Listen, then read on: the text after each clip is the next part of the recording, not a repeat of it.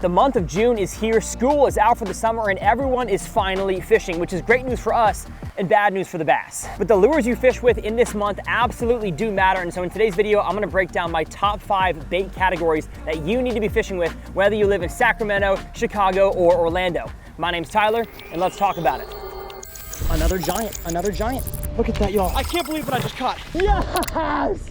Well, what's going on, folks? Welcome back to Tyler's Real Fishing. My goal with these videos is that you guys would watch them, become better, informed bass anglers. That way, you can actually shut off YouTube and go catch some fish for yourself. So if that's what you're all about, you found the right channel. Now, just like every episode in the monthly lure series, it is brought to you by my app called Bass Forecast. I am not the inventor of the app, but I helped make it what it is today, and I'll talk more about how Bass Forecast can help every bass angler not only understand their bodies of water better, but catch more fish after the first lure section. So as you can tell in front of me, I have a whole bunch of different lures we're gonna talk about in today's video, but one thing I'll say about the month of June that you could kind of apply to May, kind of to July, and especially to like the early fall, is that depending on the region you live, the weather could be drastically different. Take, for example, the 10-day forecast for Phoenix, Arizona, over here in the corner. Let's compare that to the 10-day forecast for Minocqua, Wisconsin. As you can tell, they are vastly different. And the differences in weather and climate is really just the tip of the iceberg when it comes to the difficulty of telling you guys in a concise, short manner which lures are good for your ponds and your lakes, because the weather is different, but also the depth of water or the type of aquatic vegetation, or whether you have grass at all, or you have a whole bunch of nasty snot grass. Really, every body of water is different. And so I'm gonna do my best to give you 5 different categories, that's 10, 5 different categories of lures that you can tie on to catch more fish during the month of June, because let me tell you, the bass are biting. Starting with category number 1, topwaters.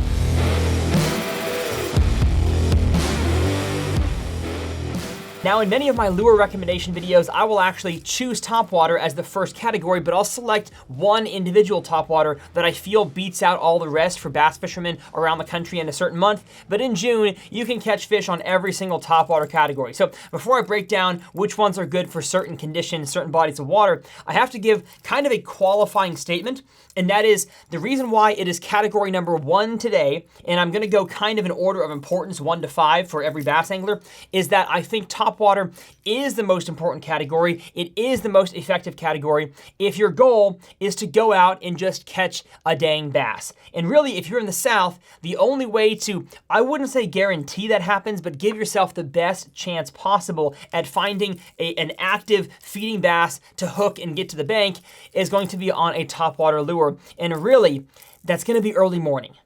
Practically only early morning. Unless your pond or lake has like super scummy stuff on the surface, or your aquatic vegetation has formed a canopy that is thin enough on top for the bass to actually come up and explode through, then your topwater bite, especially a frog bite, will last further on into the day.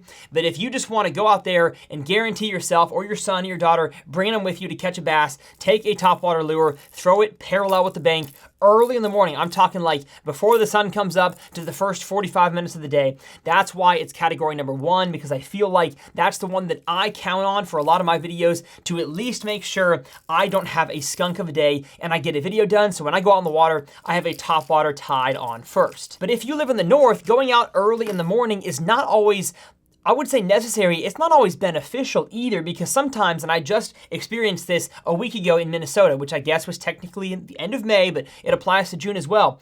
A lot of the mornings in the North, so Minnesota, Wisconsin, Pennsylvania, New York, Michigan, kind of that whole upper Midwest area right there, your cold fronts can often extend into June, and you're just gonna have colder nights in general. And so in the months of late May and June, I just haven't found there to be a really good, and I guess I'm talking more like pond largemouth, not necessarily offshore smallmouth type deal. But if you have shallow dwelling largemouth, I just don't think the morning bite is super critical. I think as the sun gets up and warms up that water a little bit more, especially post cold front, the fish are gonna bite better in the afternoon. And so topwater can still work for y'all, even though in the South, I told you anglers to only fish it in the morning. That's when it's most effective. But for you guys up North, you can practically fish it all day. I would just say that 10 a.m. to, sunset is probably better than early morning. Now, which topwater would I recommend for you guys where you are fishing? And really, the answer is whatever one you have confidence in. So I would say the hard bait category, which I would say is the walking baits and the poppers, those kind of fit in one category. Then you've got although I guess a plopper is also hard, but you have the plopper and the buzzbait. I would put that in category number 2 within category, we're in topwater inception right now. And then category 3, I would say, is the hollow-bellied topwater frog and maybe the buzz frog as well. And those 3 categories are really what you have to choose from. I will fish in like current river situations. I'll fish a lot of the plopper and the buzzbait. If I have to make really long casts to get bait fish eating bass, I would go with a walking bait. You can cover a ton of water. Me and Kendall Gray just absolutely smoked them on a walking bait the other day in a pond in Texas. And so I would recommend that one. Again, really for making long casts. And if you have any kind of snaggy stuff in aquatic vegetation, throw a topwater frog. And if you don't have confidence in the frog, I will have my frog masterclass linked down below. But really, topwater is category number 1 in terms of number in the video, but also I put it 1 because it is the most important to me to just go out there and catch bass. But if you live in the north, keep in mind those early morning bites might not be as good, not just for topwater, but really for all lures across the board. So keep that in mind as I discuss the rest of today's categories. Now, I've already discussed just in category 1 a little bit of how the weather affects our bodies of water, but one resource I use on all my fishing days to help me understand not only how the current weather, but the past and the future affects our bites and our fish is the Bass Forecast app. Now, I've used this thing for a long time. I'm a co-owner in the company, so I have a stake as to how well it does. And I really believe that our algorithm that is built just around the life cycle and the feeding patterns of a bass will help you catch more fish. Here's how. By just inputting the city you live in, it'll spit out a Bass Forecast rating from 1 to 10, how the fish should be behaving based on the current and the past weather. And you can even look up to 10 days in advance. So here we have Minocqua, Wisconsin. The bass pattern is spawn. There's a half moon going on and a very favorable water temperature trend. But if I scan into the future, you'll see the rating drops. And you might wonder, why is that? So if I scan down to the weather tab, you can see it goes from 49 to 65, high of 60, high of 70, to then a high of 40. And so just simply having a feature that shows you how the future weather is gonna affect your fishing days might help you pick a good day to go fishing as opposed to a bad. Now, if I come all the way down to Athens, Texas here, closer to where I live, the rating today is a 7.0. Looks like we have relatively good ratings all throughout, which means it's probably summertime. So let's click on the Bass Forecast rating. Yep, summer, half moon, stable barometer. And if I scroll down, you're gonna see, which we have a lot of weeds in our lakes, topwater frog, Carolina rig, swim bait, soft plastic creature, spinnerbait, because we have a little bit of high winds. And then the top producing locations, yeah, offshore humps, offshore points. That's the kind of stuff that works, at least around here in the summertime. Now, we understand that Bass Forecast and the algorithm is not gonna be right 100% of the time, but just like in baseball, if you can do something to just slightly increase your batting average, you're gonna be a whole lot better player. And the same thing applies for fishing. If you can use Bass Forecast to at least maybe once out of every 4 to 5 days help your fishing day be just that much better, you're gonna be a better angler. So I will leave Bass Forecast linked below. Let's get to category number 2 for June bass fishing lures, which is going to be our small worms.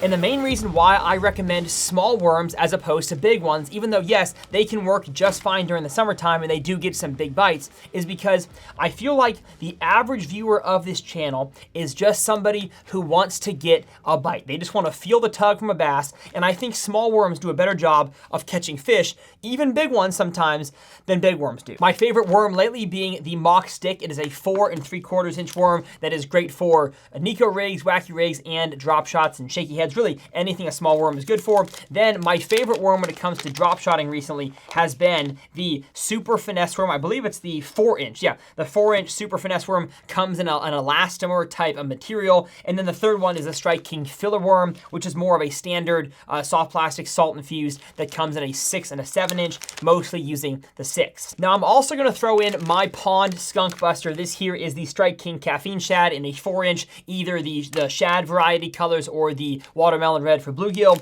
It could fit in swim baits, we're gonna talk about later. It could fit somewhere else, but I really feel like this and the Neko or the Wacky rig or the drop shot are kind of my 3 skunk busters.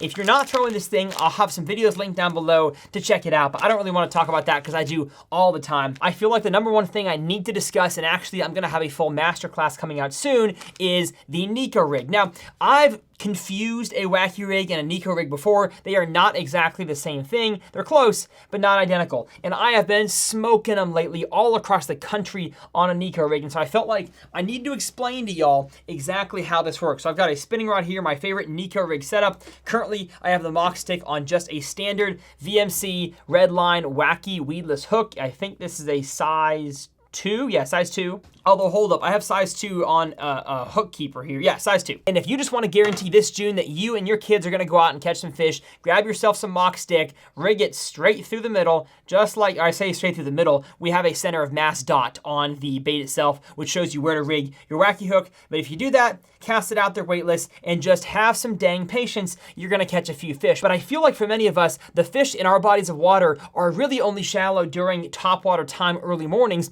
and then they head out deeper. And yes, I said have some dang patience, but letting a Wacky worm like this fall all the way to the bottom where bass want it to be is tough sometimes. And so a Neko rig, I have found, is a way to fish this presentation a little bit faster. So I'll show you on the screen right here. You're gonna see it as I'm talking how to rig a Neko rig. And you're gonna need a few materials. I have the VMC crossover ring. Size 5mm is what I found is best for the Mach stick. 6mm would be best for your standard Senko style worms, the 5-inch, the 6-inch. And you're just gonna take the crossover ring, thread it on there, open it up, and then stick your stick bait right on through. And the great thing about the crossover rings is that you can then just thread the hook standard across the top perpendicular and have a Wacky rig just like that, or you can actually add a nail weight to the fatter section of the worm and then thread the hook on there the opposite direction with the hook point facing toward the tail. That way when the weight hits the bottom, the hook is facing up, and that's a Neko rig. Now with the Neko rig weights, a little dabble do ya. I go anywhere from 1 32nd ounce to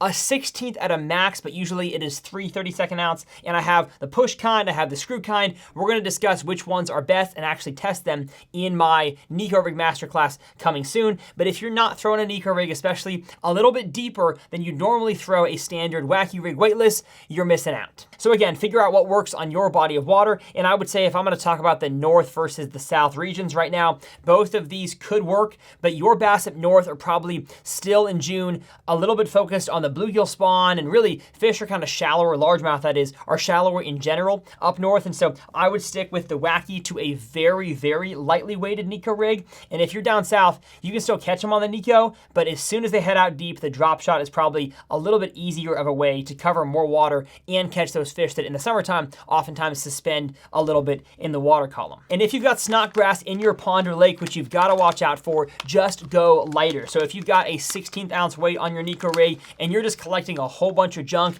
go all the way to a 32nd ounce. And then if that still gets junk, go to a weightless rig. And then if on a weightless Wacky rig, you still get snodgrass, probably best fishing somewhere else. Now, as always, I will have all the tackle, rods, reels, line, hooks, everything linked down in the video description. Those are affiliate links. So if you could check them out and shop using those links, even if you don't purchase the exact product I'm discussing, just buying anything through those links on Tackle Warehouse helps my page continue to grow and helps this be my full-time job to provide for my wife and kids. So that'd be great. But enough finesse lure talk. Let's go over category number 3 and one of my favorites for the month of June, and that is jigs. With the most effective jig for you guys up north, I believe, being the swim jig, and the most effective jig for you guys down south being the vibrating jig. Now, don't hear me say that if you live up north, you can't catch them on a chatterbait in June. Of course you can. And if you live in Florida, you can't catch them on a swim jig in the month of June. Yes, you can. And really, irregardless of the region you live in, north, south, east, or west, you can fish these things practically all day. Matter of fact, if you have fish that are not super active and they don't want to come up and eat a topwater at your pond or lake, you can probably throw a vibrating jig or a swim jig in that early morning top water time period and have some good success. And the reason why I've chosen the swim jig is what I think is the most versatile jig for this month, and I'm really gonna apply this to like the north and the south, but especially the north, is that it can be fished really fast, it can be fished medium speed, or you can hop it across the bottom. Heck, I've caught some good fish in the last few weeks skipping this thing under docks. So you could do the same thing with an Arky style. I guess you could try to swim or skip a football jig, but I wouldn't recommend it. A swim jig is just an incredibly versatile one. My new favorite one being the Outcast Tackle Jackpot jig. Hopefully you can see that there. It is a fantastic jig, has a VMC Redline hook in it, and it's just a bass catcher. I don't mean it's a bite getter. I mean it hooks the fish and gets them in the boat a lot better than I have ever, honestly, ever had on a swim jig. So there's the reason it's priced why it is. It's a more expensive jig because of the red line features on the hook, the coating and the vanadium steel. But as I'm in the process of designing my own jigs with Outcast, you best believe after seeing how good this jig hooks up with fish, I've thought about putting a red line in my very own jig. But back to the category itself, swim jigs, especially bluegill ones, are fantastic to just cast and retrieve. It doesn't have to have any crazy shaking action. Just putting a good claw trailer on the back of it where the claw's moving in the water is so good around shallow lily pads, around shallow wood, really any shallow cover at all. And it doesn't require any shake or any stop and go retrieve. I've been casting this thing the longest I can over a big grassy paddy area and just having my rod tip up and reeling it back to me, keeping it within a foot to 2 of the water's surface. And man, I have smoked some bass on this thing the last few weeks, and I know that will continue up throughout June for you guys up in the north. Now, the reason why I say a swim jig might not be as good as a vibrating jig for us that live down south is purely because of snodgrass. Really, a whole lot of our ponds and lakes down south are covered in snodgrass because as the weather has warmed, even the nights have warmed, that algae really has had a chance to bloom. And so I think a vibrating jig, getting a little bit deeper in that water column, especially where the sun hasn't penetrated nearly as much, you're not gonna have as much of an issue with snodgrass. And so I would love to throw a swim jig down south, but really for me, the bass are deeper, the fishable water is deeper, and so that's why I'm throwing a vibrating jig in really any color. If they're eating shad, whites to chartreuses, if they're eating bluegill, black and blue or green pumpkin, depending on the water clarity, but really down that deep, I'm talking like 6 to 10 feet, unless your water is crystal clear,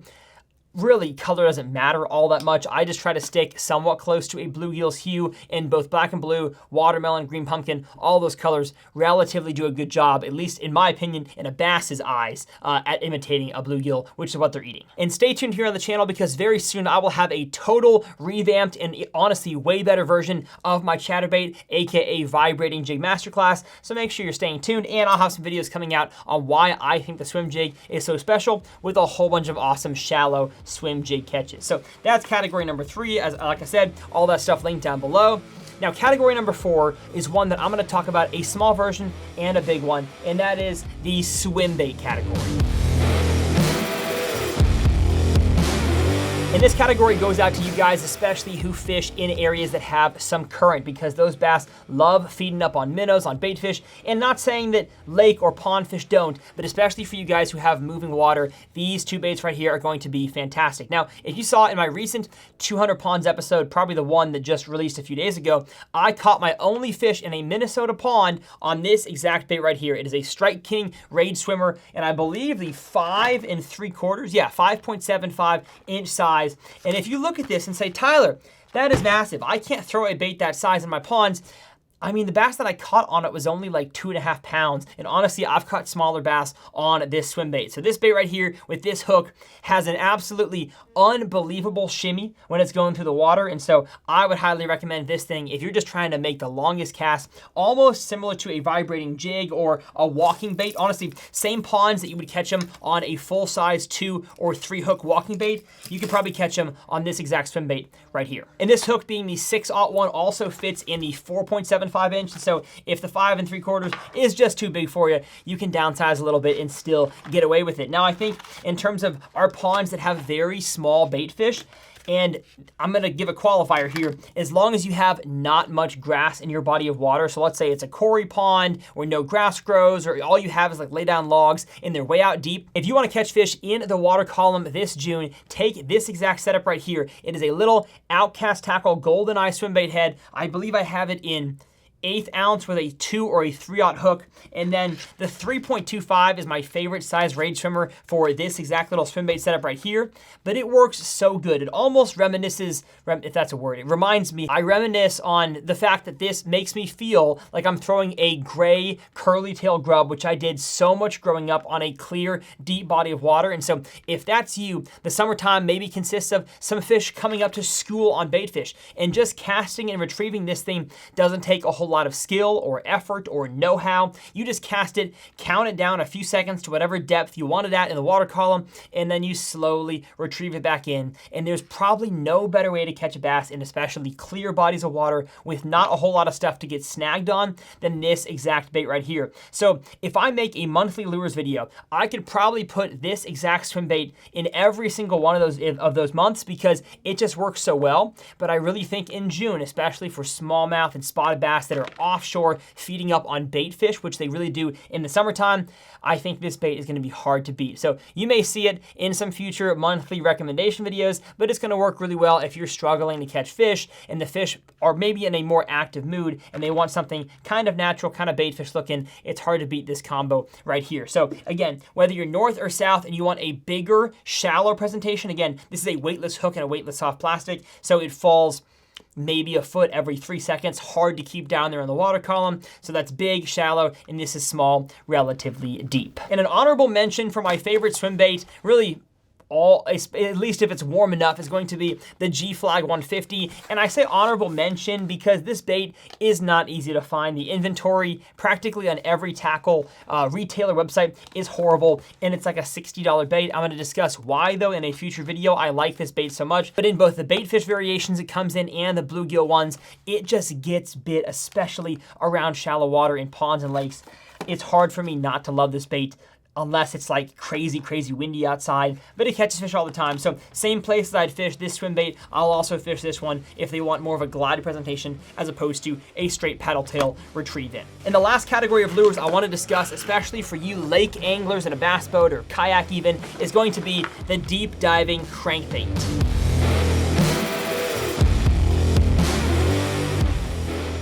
And notice how I didn't say crankbait as a whole because I'm really just talking deep diving cranks here. Similar to why I discussed the vibrating jig being better in the south than the swim jig, and that's just because a lot of our ponds and lakes have that snotty, nasty stuff up shallow. Throwing a square bill in the month of June down south is just, on average, not a good idea, not a fishable lure in my opinion. You got to get to deeper water to A, get bass that want to eat a crankbait that are aggressive enough, and the water is actually fishable down there because the bottom is hard and there's not a whole lot of stuff to really get snagged on. So I'm saying between 10 and 20, 22, maybe 25 at a max feet deep is what the crankbaits I'm talking about in this category dive to. Now, as you can probably tell, this lure category is not for every angler in the month of June because even for a pond angler, if you chunk a 6XD out there that dives to, on the average resin line, 12 to 15 feet, you're gonna collect a whole bunch of garbage on your hooks and probably lose every crankbait you throw way out there in the middle.